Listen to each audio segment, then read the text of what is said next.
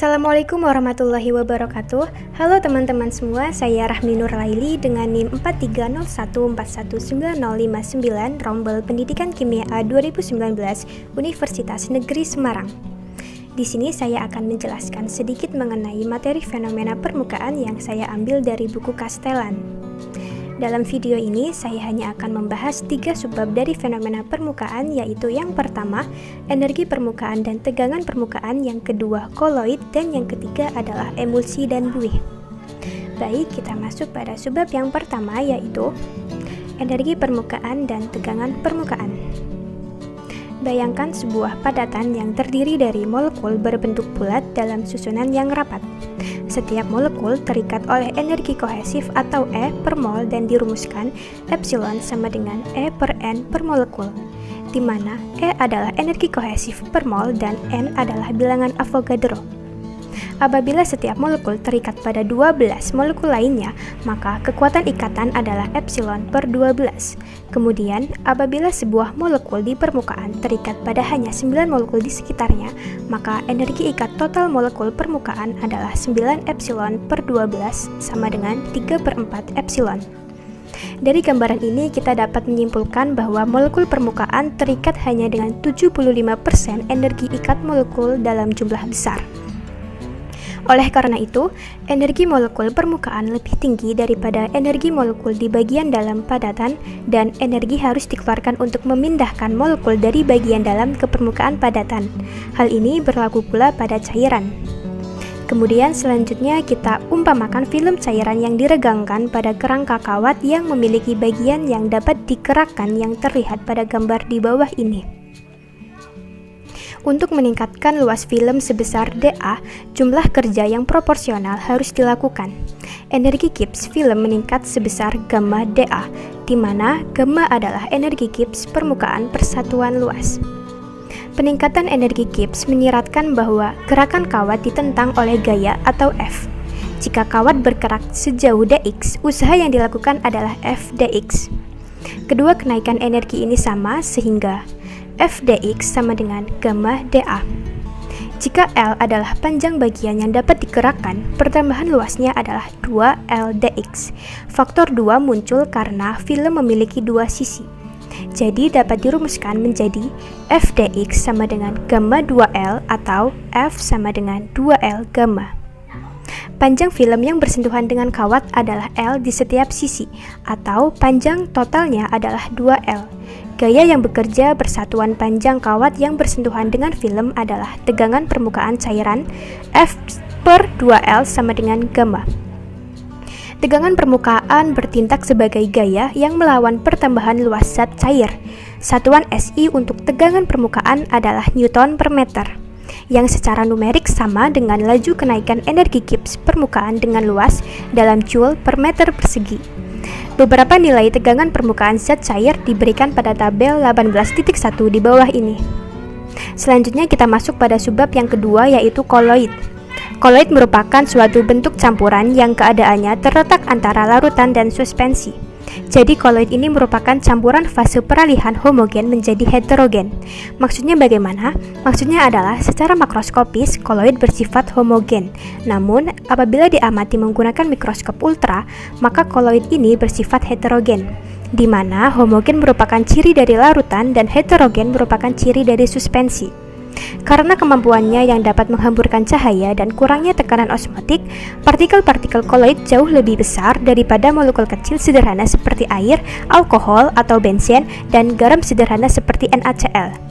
Diasumsikan bahwa penyusun koloid adalah kumpulan dari banyak molekul kecil disatukan dalam semacam keadaan amorf yang sangat berbeda dari keadaan kristal biasa dari zat-zatnya. Batas ukuran sulit untuk ditentukan, tetapi jika partikel terdispersi antara 1 mikro hingga 1 nanometer, kita dapat mengatakan bahwa sistem adalah dispersi koloid.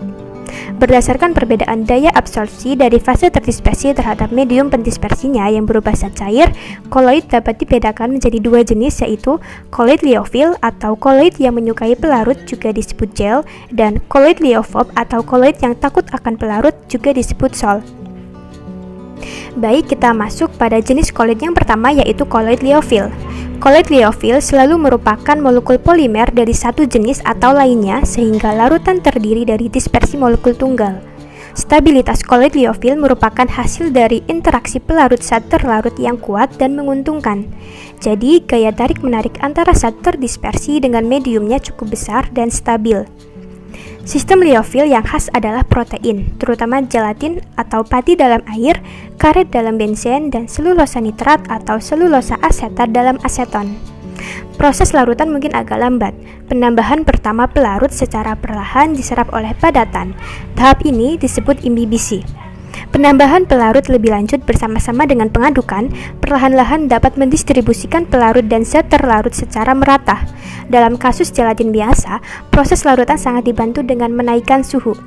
Saat larutan mendingin, molekul protein yang panjang dan bengkok menjadi terjerat dalam jaringan dengan banyak ruang terbuka di antara molekul.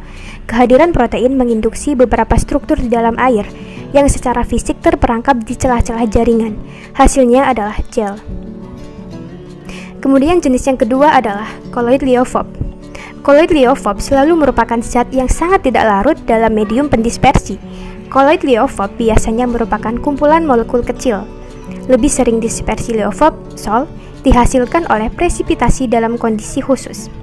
Reaksi kimia khas untuk produksi sol adalah sebagai berikut. Yang pertama adalah hidrolisis, di mana FeOH 3 kali sebagai koloid.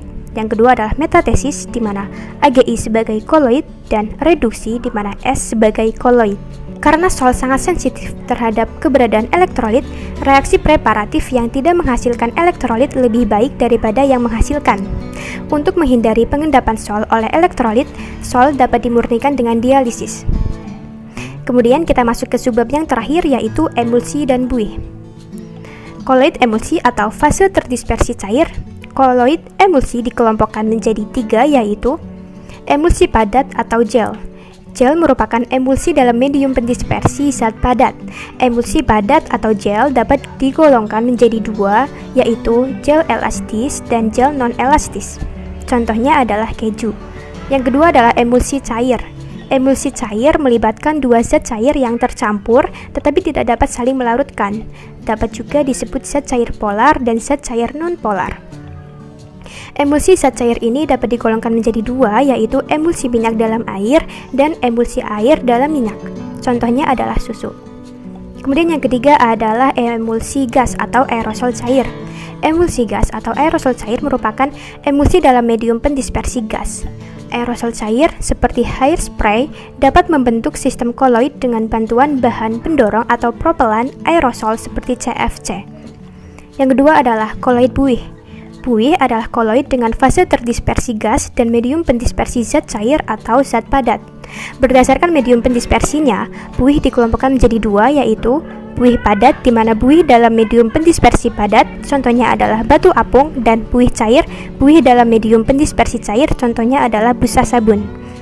Dalam contoh jenis emulsi yaitu pada air dan minyak, tegangan antarmuka yang besar antara air dan minyak ditambah dengan luas antarmuka yang sangat besar menyiratkan bahwa emulsi memiliki energi Gibbs yang tinggi dibandingkan dengan fase yang dipisahkan.